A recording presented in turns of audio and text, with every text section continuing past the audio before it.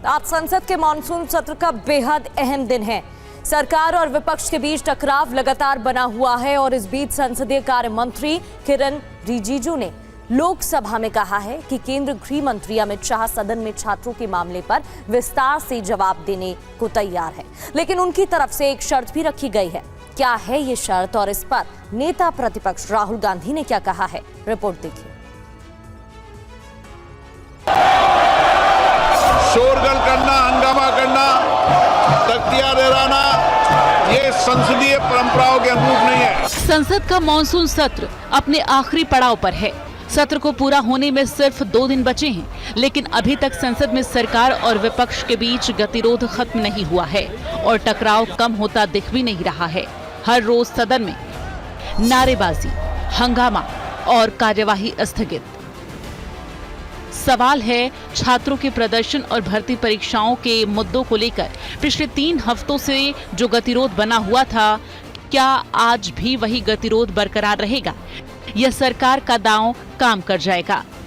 विपक्ष लगातार जंतर मंतर के छात्रों पर पुलिस बल प्रयोग पर गृह मंत्री से जवाब की मांग कर रहा है।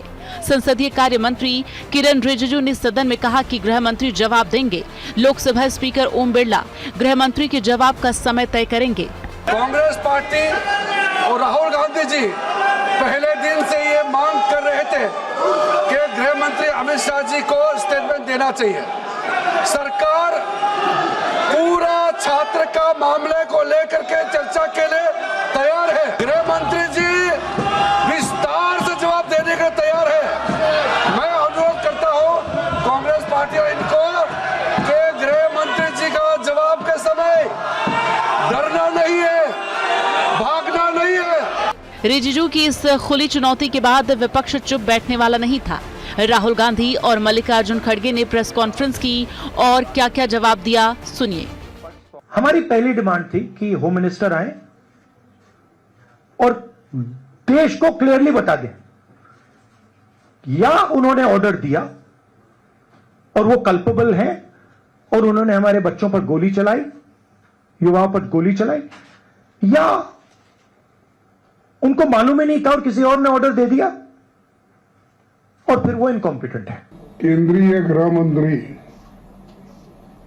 दिल्ली पुलिस को लेकर उन्होंने जो युवाओं पे अत्याचार किया, पैलेट गन्स का यूज किया, गैस छोड़ा, पानी छोड़ी, इलेक्ट्रिकल लाठी से मारा, लेकिन उन्होंने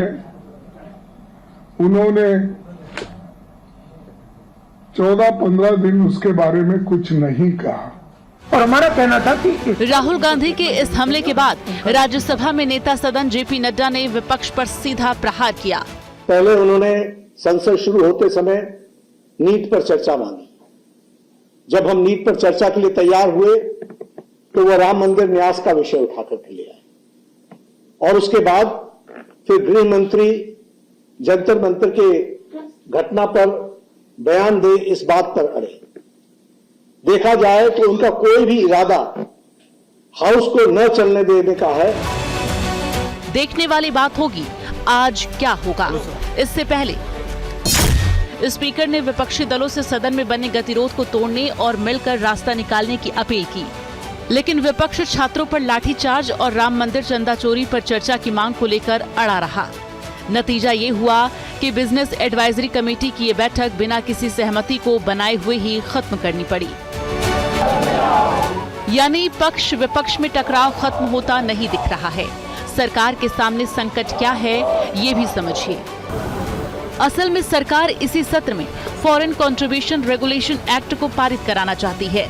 सूत्रों के मुताबिक मानसून सत्र के बाकी बचे 2 दिनों में FCRA के अलावा परिसीमन बिल लाने का विकल्प भी खुला है। सवाल यही है, आज संसद में कामकाज होगा या फिर हर रोज की तरह हंगामा ही होगा? अगर विपक्ष नहीं माना तो ये पूरा सत्र हंगामे की भेंट चढ़ जाएगा।